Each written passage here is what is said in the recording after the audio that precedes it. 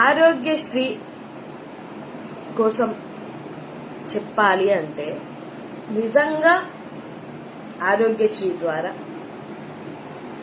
జగనన్న ఎన్ని కోట్ల మందికి న్యాయం చేశాడు, ఎన్ని కోట్ల మందికి న్యాయం జరిగింది అని అనేది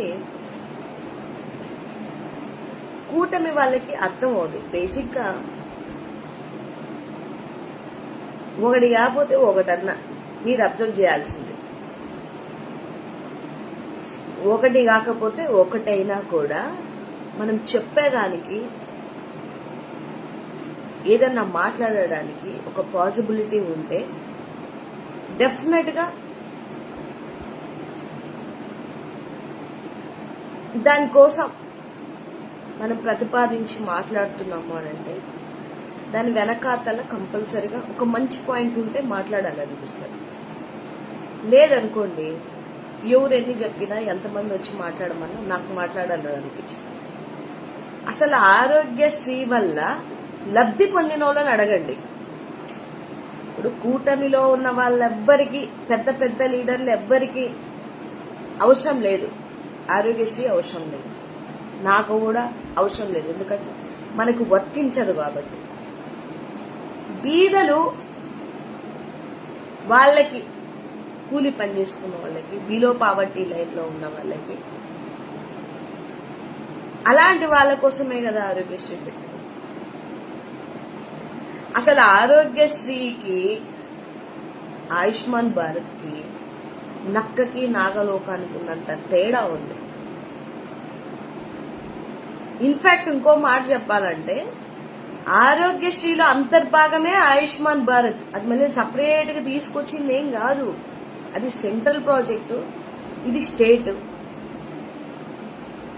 అంటే ఇప్పుడు ఈ కూటమి వాళ్ళ మాటలు చూస్తే ఎట్లుందంటే మొన్నదాకా ఏమన్నా చేయకపోతే స్టేట్ చేయాలి, స్టేట్ సీఎం ఏం చేస్తున్నాడు, నిద్రపోతున్నాడా, లేకపోతే అర్రే ఒర్రే తొర్రే అని చెప్పేసి మాట్లాడి ఇప్పుడు సెంట్రల్ది సెంట్రలే చేస్తున్నారు, స్టేట్ అంటే మీరు గవర్నమెంట్ లోకి ఎక్కగానే తంతే ఇంకా 2 months కూడా కాలేదు, ఈ లోపే మీ మాట తీరు, మాట పద్ధతి, మీరు చెప్పే విధానం ఇవన్నీ మీరు మార్చుకుంటున్నారు అని అంటే ఊసరవీళ్ళు అంటారు. ఊసరవీళ్ళందరికీ ఐడియా ఉంటదేమో, అలా షేడ్లు మారుస్తా ఉన్నారు. నాకు తెలిసి 4.5 కోట్ల 5 కోట్ల జనాభా ఉన్నటువంటి ఆంధ్రప్రదేశ్ ఈ ఊసరి తత్వంతో ఉండే ఈ నేచర్ ని అబ్జర్వ్ చేయట్లేదని అనుకుంటున్నారా? చెప్పండి. దాని లిమిట్ ఎంత? వాళ్ళు ఇయర్ కి 390 some crores ఇస్తారు. మనం దగ్గరగా 4000 crores ఖర్చు పెట్టాం. ఒక సామాన్యుడికి ఒక పెద్ద జబ్బు ఏదైనా వస్తే, ఇప్పుడు సామాన్యుడికి తిండికి ఏం ప్రాబ్లం ఉండదు, ఎప్పుడు ప్రాబ్లం ఉండదు. ఆడు స్టోర్ బియ్యం అయినా తెచ్చుకొని తింటా, లేకపోతే గంజి నీళ్ళన్నా తాగుతాడు. ఎందుకు? బతికుంటామన్న కాన్ఫిడెన్స్ ఉంటది కాబట్టి.